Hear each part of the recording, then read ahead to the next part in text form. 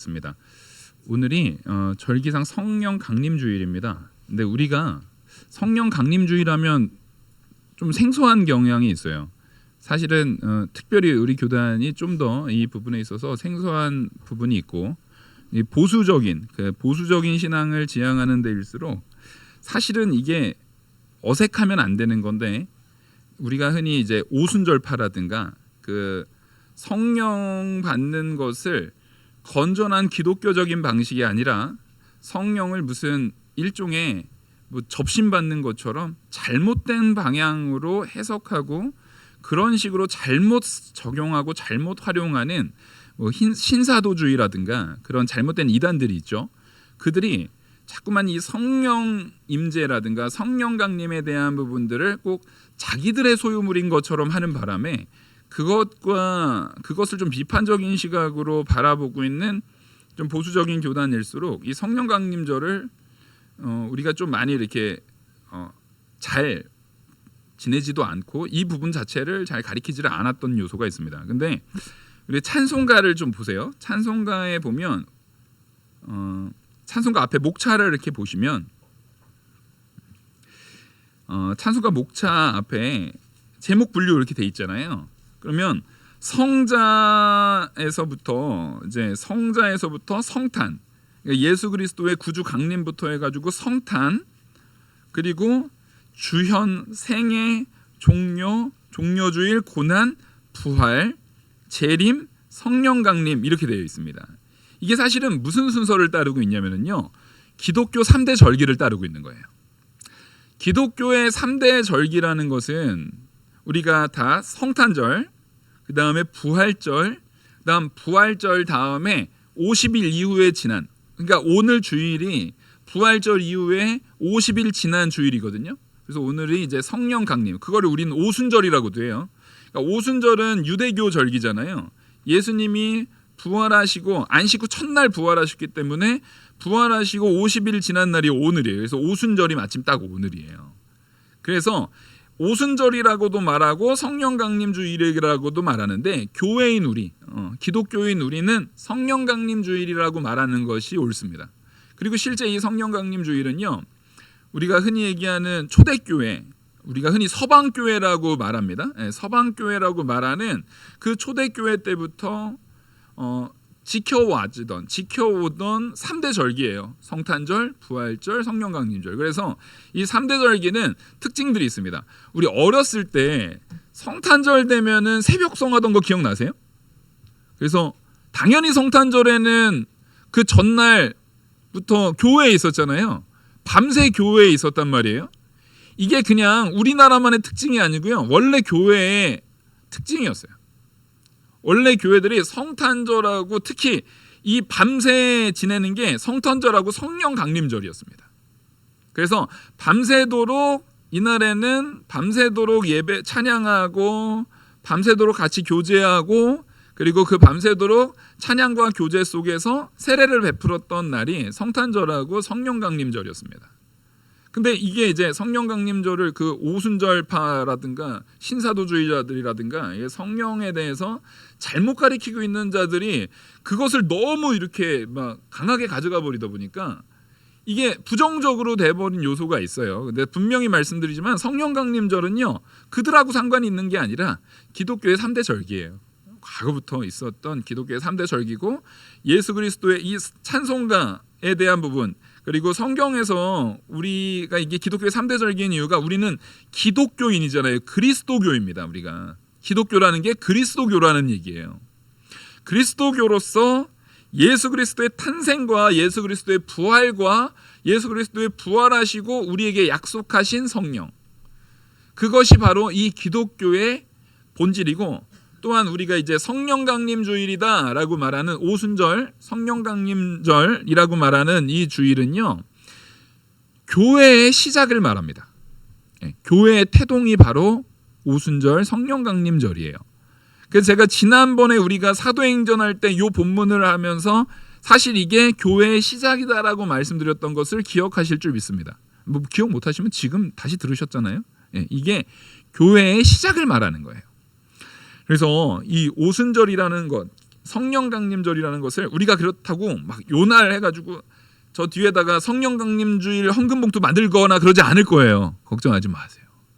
그렇게 지키려는 의미가 아니라 알아야 된다라는 거예요. 이거를 알고는 있어야 돼요. 그래서 꼭 성령의 임재라든가 성령의 역사가 그런 오순절파라든가 신사도주의자들이라든가 그런 잘못된 신앙관을 가지고 말하고 있는 그들의 전유물이 아니라 사실은 우리 기독교의 올바른 가치관을 세워나가는 의미라는 것을 가지고 있어야 돼요. 그래서 찬송가도 그렇고 우리 교동문도 오늘 읽었잖아요.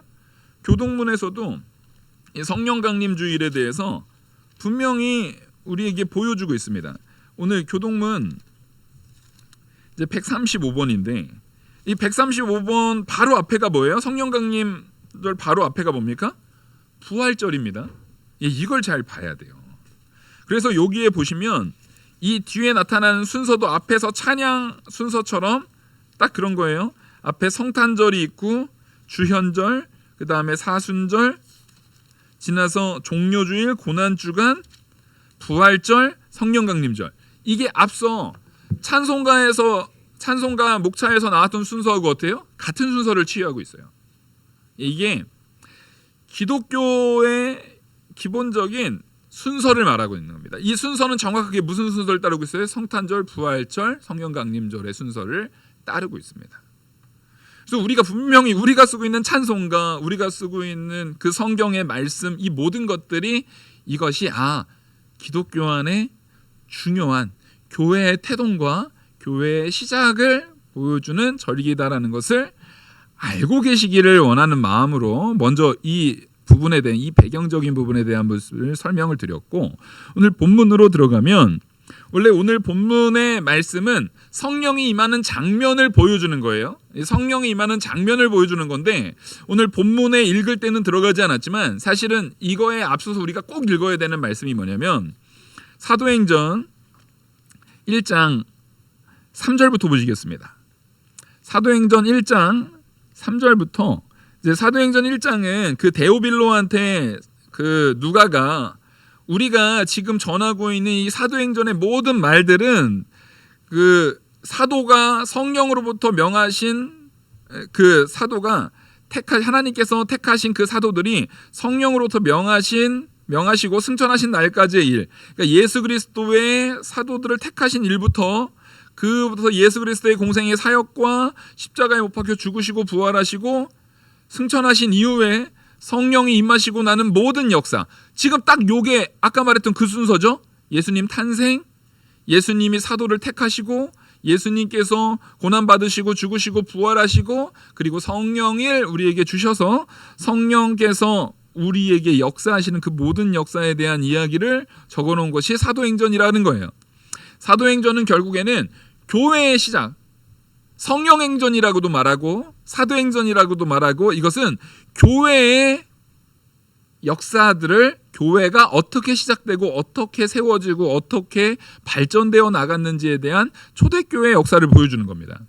그래서 이것을 이야기할 때 예수님께서 사도들에게 먼저 뭘 말했는지를 3절부터 말해주고 있어요.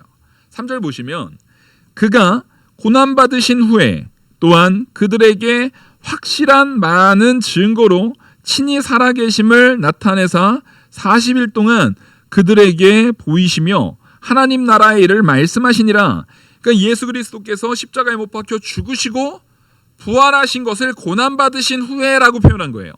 예수님의 부활 이후에 40일 동안 그들에게 보이면서 하나님의 일, 이후에 나타날 하나님의 역사에 대한 부분을 하나하나 40일 동안 가리켰다는 거예요. 예수님께서 부활하고 그냥 딱 가버리고 끝난 거 아닙니다. 그들에게 하나님의 일, 부활하신 예수님을 통해서 제자들이 뭘 느낀 거냐면, 그 전에 제자들은 예수님 딱 십자가에 못 박혀 죽으시자마자 어떻게 했어요? 다 도망갔어요. 분명히 훌륭한 랍비, 대단한 분이라고는 생각했지만 하나님이라고 보지 않은 거예요. 그래서 제자들이 다 도망가 버렸습니다. 근데 예수님께서 다시 부활하시고 자기가 삼위일체 하나님이심을 드러내시면서 너희의 참된 메시아요 구주이심을 드러내시면서 이제는 그걸 듣는 사도들의 마음가짐이 그전과 같아요? 달라요? 다른 겁니다. 이걸 알아야 돼요. 성도는요, 따라하겠습니다. 하나님을 바라보는 마음가짐이 달라진 자. 아멘. 여러분, 마음가짐이 달라지셨어야 됩니다. 하나님을 바라보는 마음가짐이 달라졌다라고 제가 말씀드리는 이유는 여기에 예수 그리스도가 하나님이시다라는 걸 포함하고 있는 의미에서 말씀드리는 거예요. 성부 하나님, 성자 예수님, 성령 하나님이 삼위 하나님이시다라는 것을 포함해서 우리는 이제 하나님을 대하는 태도가 달라진 자들이에요. 하나님을 바라보는 시각 자체가 달라진 자들이에요. 택함을 받은 성도들이라는 거예요. 그렇게 달라진 자들이 이제는 40일 동안 달라진 마음가짐의 상태로 누구의 말씀을 듣는 겁니까? 하나님이신 예수 그리스도의 말씀으로 다시금 양육받는 거예요. 그러니까 사실상 우리는요, 이 사도들보다 훨씬 더 오랜 시간, 여기 한 40일밖에 신앙생활 안 하신 분들은 별로 안 계실 것 같아요. 여기 안 계시는 것 같아요. 다 우리는 10수년, 20년, 30년, 40년 넘게도 신앙생활 하신 분들이 있어요. 그럼 우리는 충분히 성도로서 하나님에 대한 지혜를, 하나님에 대한 태도가 다른 상태로서 배운 자들이에요. 하나님의 나라의 일을 그 말씀으로 들은 자들이에요. 그럼 우리는 달라야 돼요? 안 달라야 돼요? 달라야 돼요. 그리고 이 다름이 사람에게만 맡기지 않고, 하나님께서 이걸 다름을 사람에게만 맡기면 사람이 이 다름이 계속 유지가 안 된다는 거예요. 그래서 4절 보시면, 사도와 함께 모이사 그들에게 분보하여 이르시되 예루살렘을 떠나지 말고 내게서 들은 바 아버지께서 약속하신 것을 기다리라. 지금 뭐냐면 각자 자기의 위치, 자기의 자리, 지금 내가 위치한 자리가, 사람이 참 안타까운 게 뭐냐면요, 이거는 무슨 말씀을 포함하고 있는 거냐면 자기 삶에 만족해라, 이 말씀을 포함하고 있는 거예요. 우리는요, 항상 불만이 어디서 나와요? 옆집에 저기 개똥이 엄마가 사는 게 삶이 힘든 것 때문에 우리가 불만이 나와요? 저기 다른 나라의 어려움들을 바라보면서 우리의 불만이 나와요? 아니죠. 불만은 항상 누구한테서 나오는 거예요? 나한테서 나오는 거예요. 내가 누리고 있는 현재 이 상황에 만족이 안 되는 거예요. 우리 집사람은 왜 그래? 우리 남편은 왜 그래? 우리 시어머니는, 우리 시아버지는, 우리 장모님은, 우리 장인어른은 왜 그래? 아니, 우리 애들은 왜 저래? 남의 집 누구 애들은 더 잘한다는데 우리 애들은 왜 저래? 우리 교회는 왜 그래? 우리 회사는 왜 이래? 내가 처하는 그 모든 상황 하나하나에다가 다 뭐 해야 하는 거예요? 다 그게 불만인 거예요. 사실은 그거는 그 상황들 자체의 문제라기보다는 그 상황을 받아들이는 누구의 문제입니까? 내 문제예요, 내 문제. 내 문제라고요. 내가 그거를 받아들이지를 못하는 거예요. 근데 분명히 하나님께서 우리한테 명령하거든요. 내가 너에게 준 현재 상황에, 그 사람의, 그 환경에, 그 모든 것에 뭐 하라는 겁니까? 감사하라는 거예요.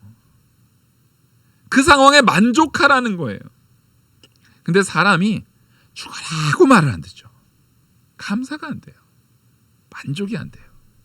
우리는 감사할 내용은 잘 발견이 못해도 불만 가질 만한 마음에 안 드는 내용은 착착착 잘도 발견해요. 누가 안 알려주는데도 그냥 눈에 딱 들어오잖아요. 그죠? 에? 누가 안 알려줘도 딱 들어와요, 눈에. 희한하게도 우리는 그래요. 그래서 지금 요 말씀에서는요, 그 자리에서 기다리라는 거예요. 기다리다라는 것은 소망을 하라는 거예요. 우리가 왜 자꾸 불만들이 그렇게 잘 발견이 되냐면은, 내 소망이, 내가 지금 바라고 추구하는 것이 하나님께 있지 않고 요 땅에 있거든요. 그러니까 요 땅에 있는 저 집하고 비교가 딱 되는 거예요. 저 집 남편은 아주 그냥 부드럽고, 말도 부드럽고, 태도도 부드럽고, 다 자상하고. 속지 마세요, 그거. 안 그래요. 그거 속지 마세요. 둘 중에 하나예요. 사람들한테 보이기에 그렇게 보이려고 하든지 그 남자분이 안에 암덩어리가 지금 생기고 있든지 둘 중에 하나예요. 한 명은 죽어나가고 있는 거예요 지금. 아내가 참으면 아내가 죽어나가고 있는 거고, 남편이 참고 있으면 남편이 죽어나가고 있는 거예요. 그 엉뚱한 거에다가 기대를 갖지 마시라니까요. 거기다가 자꾸만 기대를 가지니까, 거기다가 엉뚱한 데다 기대를 가지니까 정작 우리가 소망하고 우리가 기대를 가져야 되는 것은 뭐예요? 하나님이시거든요. 하나님의 나라의 일이거든요. 하나님께서 우리에게 베푸실 그 역사거든요. 그러니까 예수님께서 예루살렘에 니네 머물러 있으라는 얘기는, 이스라엘 이 사도들이 예루살렘에 머물러 있으면은요, 자기가 경험할 수 있는 가장 어떤 상황을 경험하는 겁니까? 최악의 상황을 경험하는 겁니다. 예루살렘은요, 다른 지역의 교회들하고는 차원이 다른 박해 가운데 있었어요. 근데 그 제자들한테, 사도들한테 예루살렘 떠나지 말라는 거예요. 그러니까 내가 지금 처해 있는 이 상황에서 나 짜증나. 내가 이렇게 살아야 돼? 다 버려. 다 필요 없어. 다 포기해. 이러지 말라는 거예요. 지금 내가 놓여져 있는 것에서 그것을 참고 인내하고 아버지께서 약속하신 것, 그 약속의 그날을 기다리라는 거예요.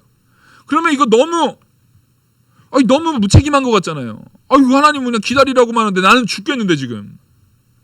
난 저 인간 때문에 죽겠는데. 나는 이 상황 때문에 죽겠는데. 나는 이 환경 때문에 죽겠는데. 라고 무책임하게 그냥 기다려. 마냥 기다려가 아니라 우리에게 누굴 주셨냐면 5절 우리 같이 읽겠습니다. 시작. 요한은 물로 세례를 베풀었으나 너희는 몇 날이 되지 못해 성령으로 세례를 받으리라 하셨느니라. 그냥 마냥 기다리는 게 아니라 뭘 주시는 거예요? 성령 세례를 주시겠다라는 거예요. 지금 이스라엘 백성들이요, 요한한테 세례받은 게 얼마나 특별한 사건이냐면요, 요한한테 세례받은 사람들은 다니면서 사람들한테 자랑했을까요, 안 했을까요? 자랑했어요. 나 요한의 제자야. 너 누구야? 나 요한한테 세례받은 사람이야. 나 요한의 제자야. 근데 그거는 아무것도 아닌 사건. 요한에게 세례받은 것은 아무것도 아닌 사건이 하나님의 은혜로 부어진다라는 거예요. 바로 성령 세례. 그래, 너희는 성령 세례를 받은 그런 특별한 사람인 줄 알고 이제는 그 특별함을 가지고 내가 그만한 권위를 누리려면 그만한 인내와 그만한 역할과 마음가짐과 태도에 대한 변화도 있어야 돼요, 없어야 돼요? 있어야 돼요. 희한해요. 그 아이들이 이렇게 있는데 아이들이 막 떠들고 막 다 장난치고 막 그러잖아요. 근데 그 한 명한테 야, 너 이제 너는 여기 반장이야. 네가 이 아이들이 떠들지 못하도록 다 통제하고 네가 책임을 지고 떠든 사람 앞에다가 이름, 떠든 사람 누구 이렇게 딱 적으면서 네가 이 모든 것에 있어서 가장 대표자고 아주 네가 이 모든 걸 책임지는 사람이야라고 그 아이한테 큰 이 권위, 큰 직분을 딱 맡기면 물론 걔한테 맡겼다고 그 반이 조용해져요? 그러지는 않아요. 그죠? 여전히 떠들어요. 그래서 떠든 애 이게 좀 성실한 애가 이 직분을 맡으면은 칠판에 이름이 가득해요. 전 반의 이름을 다 적거든요. 이렇게 막. 다 떠들었어. 다 적어요. 근데 최소한 누구는 안 떠들어요? 적고 있는 자기는 안 떠들어요. 원래는 걔가 제일 떠들던 애야. 원래는 걔가 제일 말 안 듣던 애인데 그 아이도 이렇게 자기가 특별한 이 직분, 특별한 택함 받음에 대한 부분을 인식되고 깨달으면 태도가 달라져야 돼요, 안 달라져야 돼요? 달라져야 된다는 걸 이 세상의 아이들도 안다는 거예요. 당연하게 그걸 깨닫는다는 거예요. 근데 성도인 우리가 희한하게 그걸 제일 모르는 것 같아요. 우리가 그걸 제일 몰라요. 하다못해 초등학교에 반 앞에 이름 쓰는 애들보다도 우리가 그걸 깨닫지 못하고 있는 거예요. 여러분들은 성령 세례를 받은 택한 백성입니다. 아멘? 그럼 우리는 특별한 존재가 됐어요. 이거 누가 뺏어갈 수나 있어요, 없어요? 마귀가 와서 이거 끊어낼 수 있어요, 없어요? 세상의 권력자가 이거 끊어낼 수 있대요, 없대요? 없대요. 그런 큰 은혜를 받았는데 우리가 그런 은혜를 받은 것을 그러면 이게 받을지 안 받을지 어떻게 알아요? 그래서 하나님께서 애매모호하게 모호하게 하지 않으려고요. 6절부터 그들이 모였을 때 예수께 여쭈어 이르되 주께서 이스라엘 나라를 회복하심이 이때니까 하니 이르시되 때와 시기는 아버지께서 자기의 권한에 두셨으니 너희가 알 바가 아니오. 그러니까 사람은 언제나 언제예요? 그 때를 알고 싶어요. 왠 줄 아세요? 왠 줄 아세요? 이런 거예요. 어렵지 않아요. 엄마 아빠가 외출한다라고 하면은 꼭 큰애가 뭐 물어봐요? 엄마 몇 시에 와요? 아빠 몇 시에 도착해요? 중간중간에 한 번씩 전화해요. 어디쯤이에요? 왜 연락합니까? 바로 직전까지 널브러져 있다가 네? 부모님 오시기 직전에만 뭐 이제 좀 어떻게 정리해 놓은 것처럼 막 이렇게 하려고 막 그 온갖 그 음모와 술수가 그 안에 가득한 거예요. 근데 우리도 꼭 뭘 원해요? 하나님 언제 와요? 하나님 오기 일주일 전부터만 제가 신앙생활 열심히 빡세게 아주 그때부터 아주 기깔나게 제가 하겠습니다. 그런 마음가짐인 거예요. 그럼 돼요, 안 돼요? 안 돼요. 하나님이 안 가르쳐줘요. 언제인지 몰라요. 언제인지 안 알려줘요. 근데 분명한 사실은 뭐냐면 분명한 사실은 그 시간은 너희 알 바 아닌 거예요. 우리 알 바 아닌 거예요. 하지만 오십니까 안 오십니까? 오십니다. 하나님께서는요 얼마나 우리를 사랑하신 분이신지 자 8절 보시겠습니다. 같이 읽겠습니다. 시작. 오직 성령이 너희에게 임하시면 너희가 권능을 받고 예루살렘과 온 유대와 사마리아와 땅끝까지 이르러 내 증인이 되리라 하시니라. 자 이거 보십시오.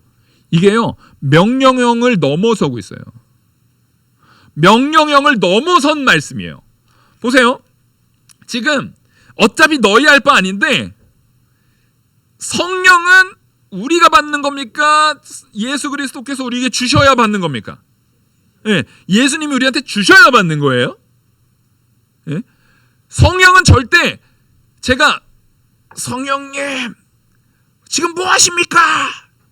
빨리 와서 임재하여 주시옵소서, 임재하여 역사하시옵소서 막 이게 우리가 흔히 얘기하는 그 저기 신사도주의자들 이런 사람들은 막 자기 필요에 따라 성령을 막 불렀다 막 보냈다 막 별짓 다 해요.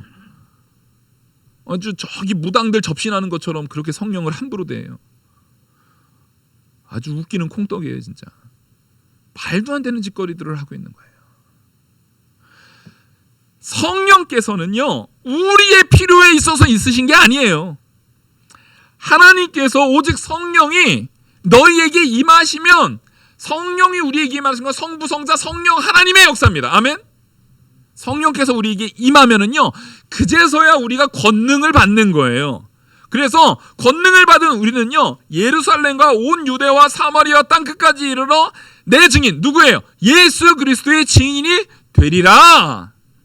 자 이게 너 그렇게 돼야 된다예요. 성령 임하면 너 그렇게 될 거야 라는 거예요. 너 그렇게 될 거야. 이건 우리한테 선택권, 택한 백성인 우리한테 선택권이 있는 거예요 없는 거예요? 없는 거예요. 근데 내가 땅 끝까지 이르러 복음 증거하는 그 증거자가 되지 않고 있으면 우리가 지금 성령 받고도 이상한 짓거리를 하고 있는 거예요. 네?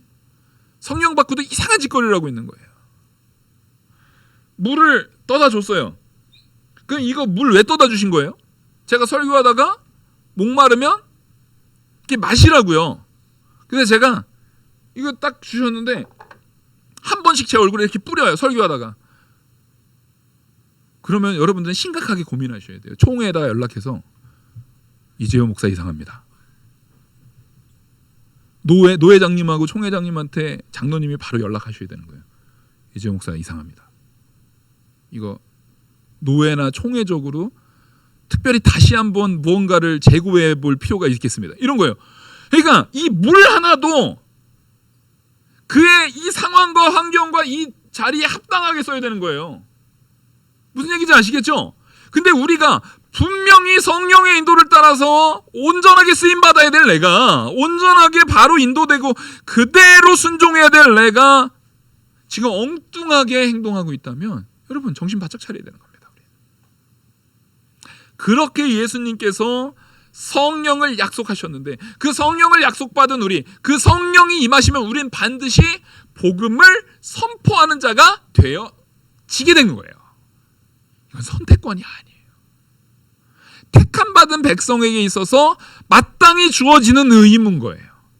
그리고 이 의무는요, 강제적으로 우리를 노역에 대한 의무가 아니라 오히려 이 의무를 통해서 우리는 더 큰 복을 받아요. 희한하죠. 마땅히 하는 의무는요, 당연히 하고 그거에 대한 대가를 받을 게 별로 없어야 되는 거잖아요. 근데 그런 거예요. 요즘에는 군대 가면은 월급 꽤 많이 주더라고요. 놀랐어요. 100만 원이 넘는데요. 제가 군대 갔을 때 2등병 딱 갔을 때 9,800원 받았거든요. 되게 황당하더라고요. 그걸 왜 봉투에 담아주는 줄 모르겠어요. 응? 왜 차라리 봉투값 10원을 차라리 돈으로 더 주지, 그 9,800원을 굳이 봉투에 넣어서 주더라고요. 근데 그걸 받았을 때 내가 의무에 대한 대가로 많이 받았다 이런 마음이 있어요, 없어요? 의무는 이런 거예요. 뭐 주는 게 별 의미가 없는 거예요. 그래도 2등병이니까 그랬지. 그래도 병장 되면 좀 다르잖아요. 병장 됐어요. 16,000원 주더라고요. 16,000원을 이게 병장 때 받은 거예요. 병장 때. 요즘엔 좀 많이 준다는데, 이런 게 우리가 암만 의무에 있으면 암만 많이 했다고 해도 그 많이 한 거에 대한 대가를 다 받지 못하는 게 보통 의무라고 생각하는데, 하나님께서 우리에게 주시는 의무는 완전 달라요. 하나님께 온전히 우리는 순종하는 게 당연히 하나님 앞에 월급 받으면서 순종해야 되는 겁니까? 아니면은 피조된 나로서, 하나님께 택함 받은 나로서 마땅히 순종해야 되는 겁니까? 마땅히 순종해야 되는 거거든요. 뭐 하나도 받을 게 없어야 돼요, 우리는. 근데도 그 순종에 따른 복을 하나님은 또 주세요, 안 주세요? 주세요. 이 땅에서도 천국에서도. 이 땅에서 그 연약한 순종임에도 불구하고 그 순종을 귀히 여기셔서 천국에 더 값진 것으로 채워놔요. 여러분들이 이 땅에 순종해가지고 복 받으셨잖아요? 그러면 진짜 기뻐하셔야 돼요. 그리고 주변에 누가요, 믿음 생활 잘 하시는 분이 복 받잖아요. 그러면 제발 좀 부러워하세요. 왜 이게 시기하지 말고 부러워하시고, 부러움과 시기를 구분하셔야 됩니다. 누가 신앙생활, 이게 뭐냐면 신앙생활 똑바로 안 했는데 복 받는 거 말고요. 그런 거 말고 진짜 명백하게 저분은 신앙생활 열심히 하니까 하나님이 복 주셨다라는 게 명백하게 드러나는 상황이 있으면은요, 시기 질투해가지고 헐뜯는 게 아니라 부러워하셔야 된다고요. 뭐 때문에 부러워하셔야 되냐면 잘 돼서 좋겠네 이게 아니에요. 이 땅에서 저만큼 은혜를 받았는데 천국에는 얼마나 더 쌓였을까. 우리가 바라보는 시각은요, 진짜 부러워야 되는 건 이 땅에서 잘 된 거에 부러운 게 아니라 천국에 쌓였을 거를 진짜 부러워하셔야 되는 거예요. 그러면서 그걸 부러워하면 우리도 그 태도를 존중하고, 내가 존중한 태도는 스스로 닮으려고 애씁니까, 안 씁니까? 애쓰겠죠. 근데 우리는 죽어라고 안 닮으려고 그러죠. 왜요? 안 부러워하거든. 그냥 미워만 하지. 지가 얼마나 잘났다고. 언제까지 가나 보자. 그거 그렇게 보지 마세요. 천국까지 갈 거거든요. 그거. 누가 져요? 내가 져요. 하나님이 이 땅에서 복 준 거 천국까지 가져가세요. 천국에서는 더 많이 쌓였는데 언제까지 가나 보자. 천국에서도 계속 보셔야 되는데 왜 그런 말도 안 되는 시기 질투를 합니까? 그런 거 하시면 안 돼요.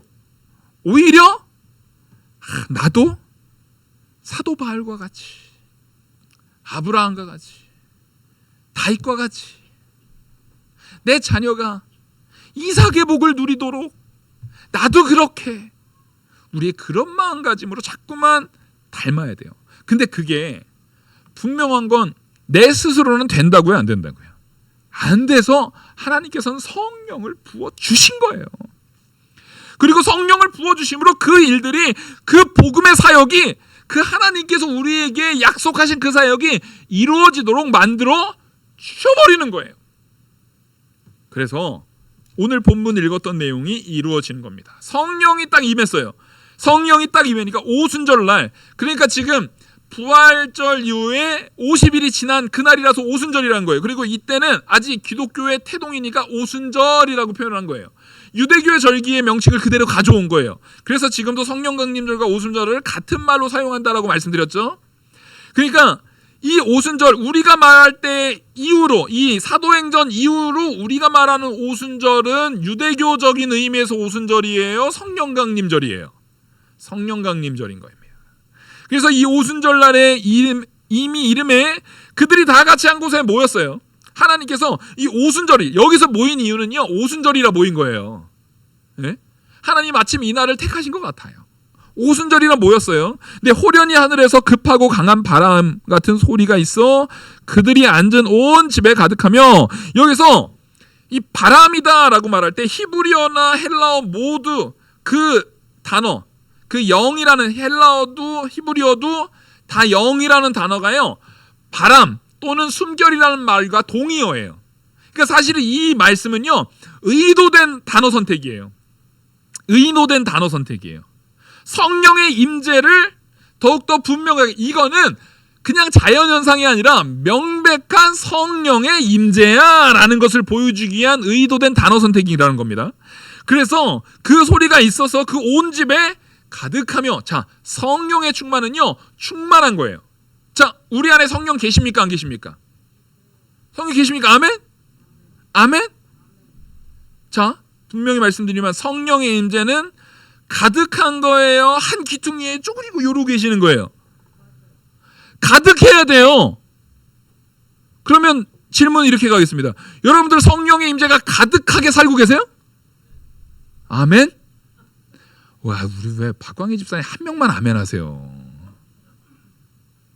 가득하게 사셔야 되는 거예요.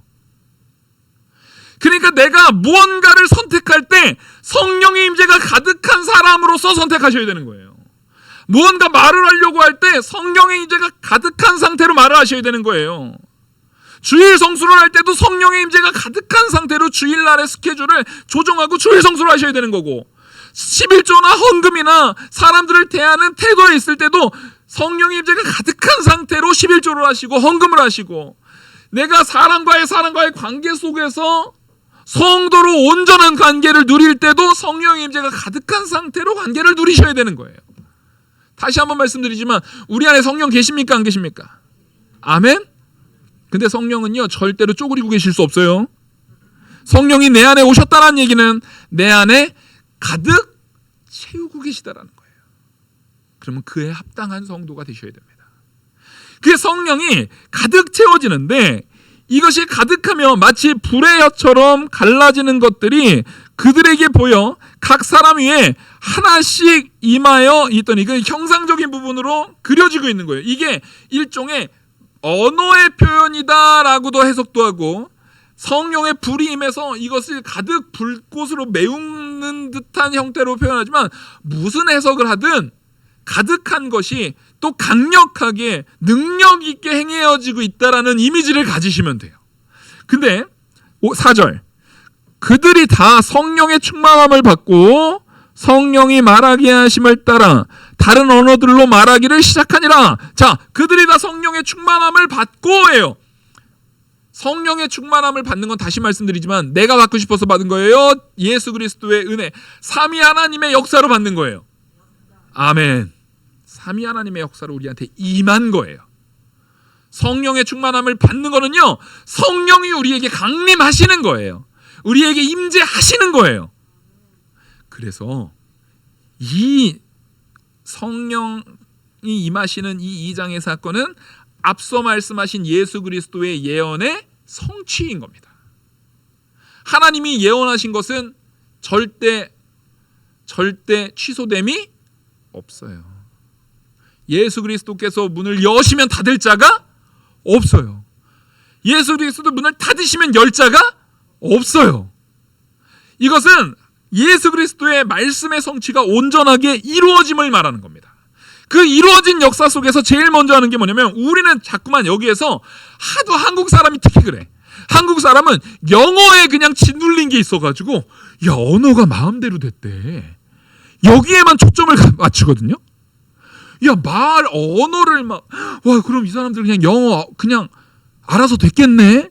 여기에만 초점을 맞춰요. 근데요, 여기서 진짜 초점은 이 사람들이 영어로 딴 얘기한 거 아니잖아요. 이 사람들이 다른 언어로 엉뚱한 얘기한 게 아니라 뭘 한 거예요? 복음을 전한 거예요. 앞서 예수 그리스도께서 말씀하신 것처럼 땅끝까지 이르러 내 증인이 되리라, 요 말씀하신 것처럼 지금 여기서 여러 언어로 말했다라는 것은, 그것도 되게 중요하지만 그것보다 더 중요한 거는 여러 언어로 누구의 증인이 된 거예요? 예수 그리스도의 복음의 증인이 됐다라는 게 훨씬 중요한 겁니다. 그게 훨씬 중요한 거예요.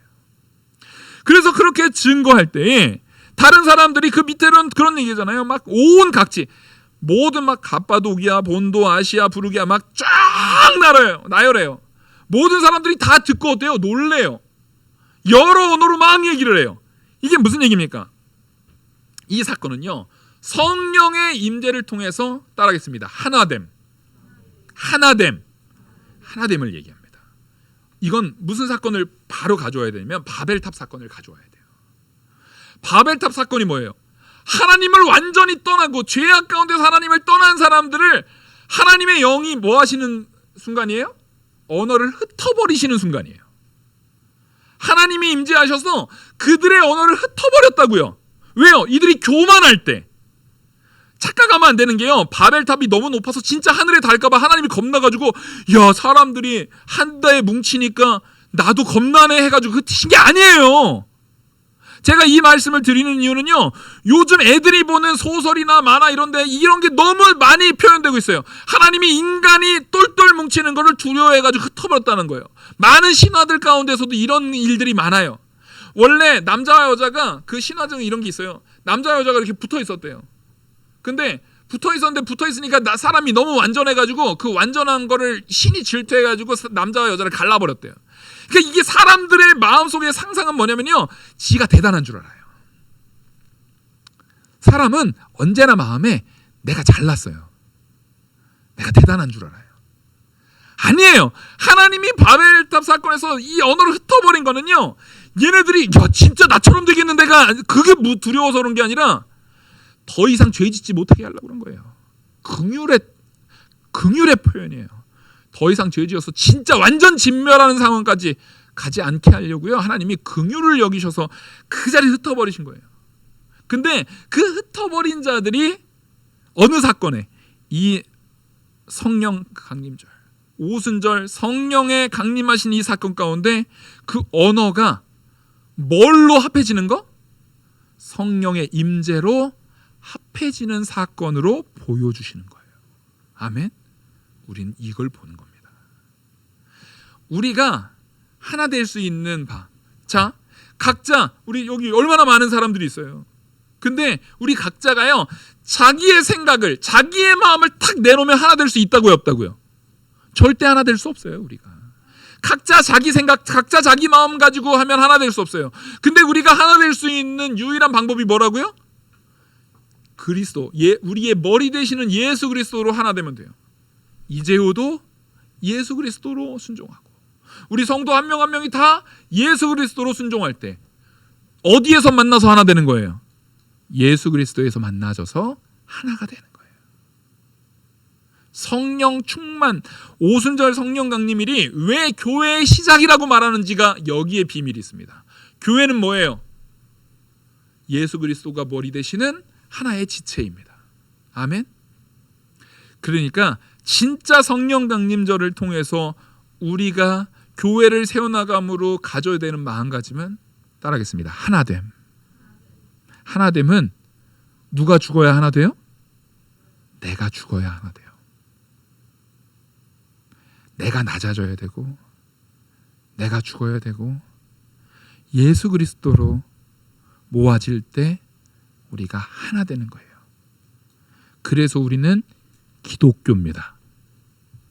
그래서 우리는 예수 그리스도를 믿는 기독교예요. 기독이 바로 그리스도입니다. 우리는 그리스도로 하나 되는 교회, 바로 이 성령 강림절에 하나님께서 교회를 세우셨다라는 그 의미를 오늘 이 시간 잘 깨달으시기를 간절히 소망합니다. 기도하시겠습니다. 은혜와 사랑이 많으신 하나님 아버지, 하나님의 놀라운 사랑이 우리 안에 있습니다. 성령의 인도로 우리를 붙들고 계십니다. 근데 우리가 마음이 혼잡해지면 그 안에는 성령의 역사를 보고 놀라는 사람도 있고, 성령의 역사를 보고 술 취했다라고 비판하는 사람들도 생겨나기 마련입니다.